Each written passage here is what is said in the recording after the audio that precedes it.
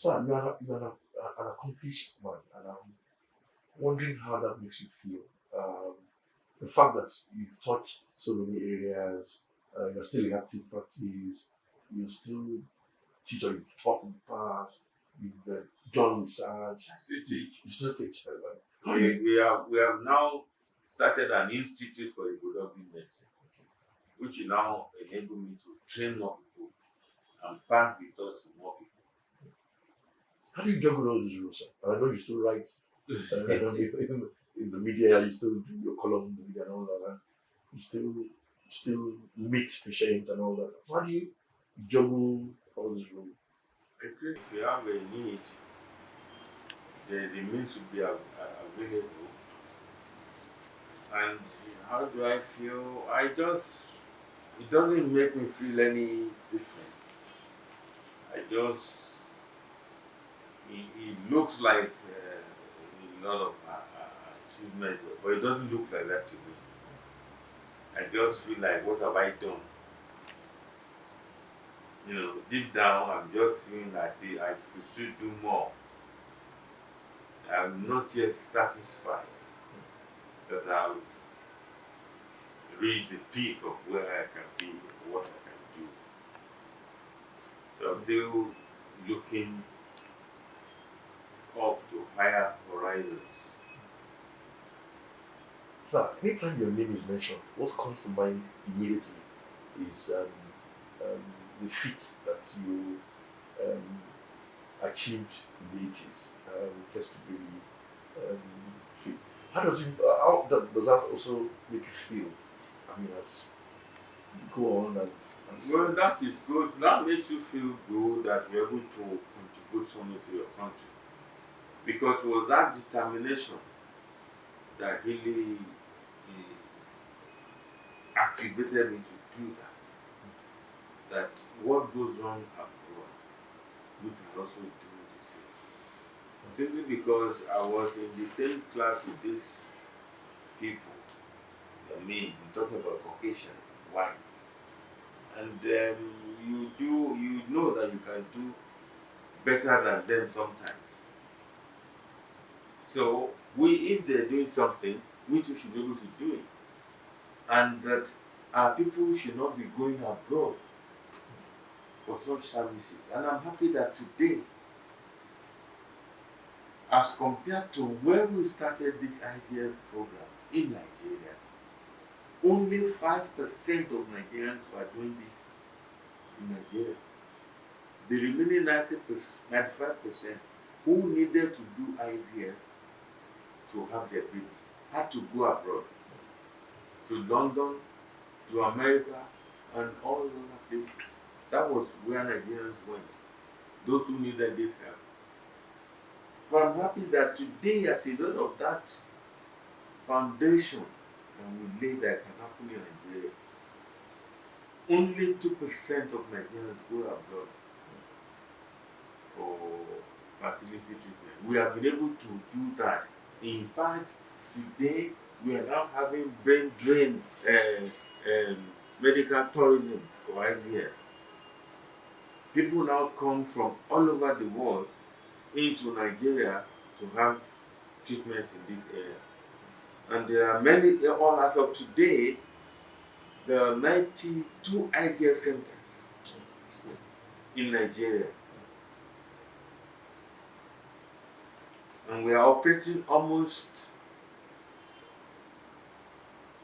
over 7,000 cycles in a year.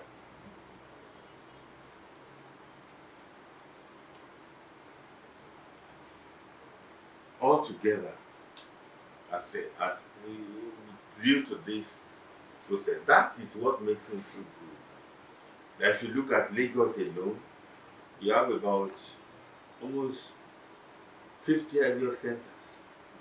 So it's no longer something that is so difficult and so unrealistic. It is now achievable. And we have a society that we formed. Myself and you was like, we started this society and African Association on Fertility and Reproductive Health of Nigeria. where people come there, we tell each one exchanges what they're doing, so we can become standard. We have the regulations, we have the guidelines that people can do. And I'm also in the Lagos State, a member of the Lagos State monitoring for IVF.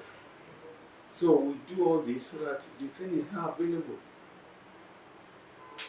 as opposed to in the 1980s, almost 30 years ago when he was doing. Now it's available. So those are the things that I feel happy about, and you feel fulfilled that that can happen, and it's going to happen. You're just now looking for to passing the torch, like it is in the US. When I was working in Chicago at the University Fertility Center, there were 42 centers, clinics of IVF in Chicago, and we were all coming together. There was no competition. It's not. We were all friendly and close, and this was what I am happy that we're able to do. Then, sir, I want to ask this question as a layman. Um, I want to ask, sir, what, why is it that the problem of having um, a child for couples has become a big issue that it is now? Unlike before, when we started the experiment and all of that, how come it's become a major issue? It has always been a major issue, and there are many things. You say that I was well known for the IVF thing, but globally now I've gone beyond that. What I'm now known, what I'm now getting a lot of recognition for, is that I'm able to do genetic selection, so that I can, like people who have sickle cell, married couples with sickle cell. Okay. If you're a sickle cell carrier and your wife is a sickle cell, ASAS, if you marry each other, you may have a sickle baby, SS. Now, in this center, we can make sure that you don't have a sickle, that you have no hardship. Or if you have 3 girls in your family and you don't want a boy, we can do it for you. Or if you have 3 boys and you want a girl, we can do that. And we can prevent you having Down syndrome babies. And I've gone beyond that to now what we call the cutting edge, which is in relation to the question you said. Why is infertility now so common? Infertility is now common because it is a problem of technology. When you develop technology, the waste product of technology causes infertility. And that is the area that we are now working on, that there are some things in the environment which, unknown to a layman, will be eating stockfish. And if you have it in excess, it has mercury.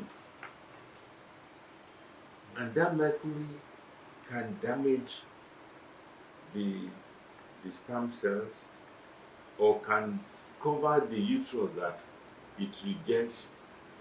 It causes miscarriage.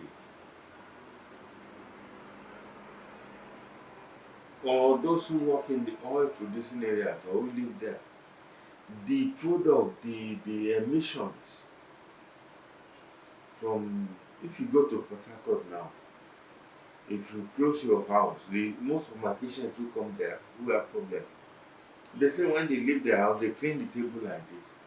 But when they come back, if you wipe the table, you see soot. One of my PhD students in Port Harcourt, who is now a professor there, did the work with me that those oil forces that come out, they affect they decrease sperm count and motility, and they decrease ovulation. So people can be living there not knowing. And there are so many things like that. All the photochemicals, even lipstick, cosmetics you put on your body, some of them they cause miscarriage, they prevent infertility.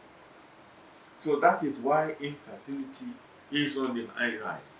If you put laptop on your lap, their heat is affecting the scrotum and the sperm production. Excess alcohol, excess smoking. If you paint your house and you are staying there and those who work in the paint industry and they don't use mask, their sperm is going to go down. So that is the area that I have now moved into. Although we know how to treat this thing, we should prevent it so that a new child that is being born today or a new baby will not have to go through infertility.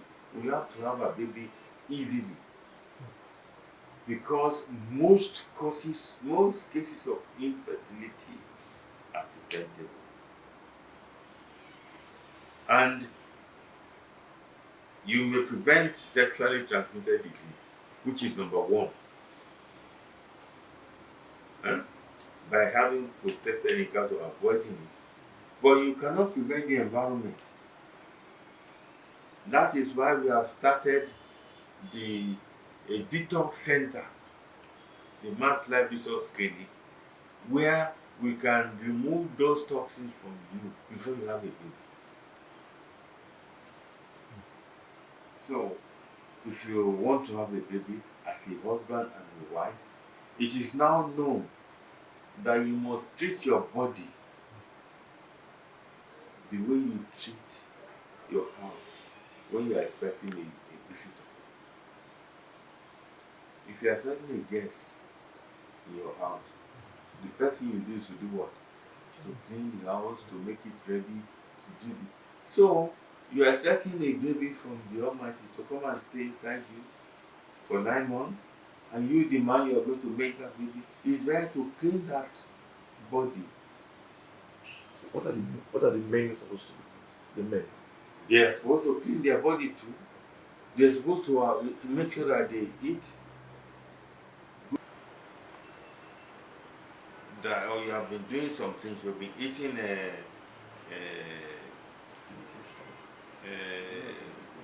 stockfish,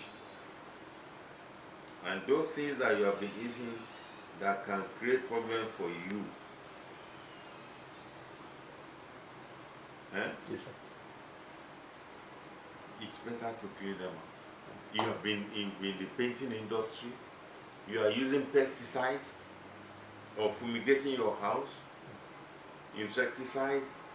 All those things are there, and they accumulate in your body over the years, day by day over the years. So you want to have a baby, it's good to clean them out, because they follow all your cells. That you eat it will go into the liver, into the kidney, it will go into the testes, and it will come with the sperm, and it will cause sperm DNA fragmentation, which can cause abnormality of a baby, so that the baby will abort. There will be miscarriage because there is a problem with that sperm. So when you clean it and you take some supplements to improve like omega-3 cooked, and you take those supplements, which will be given in the detox center, then the sperm will be clean.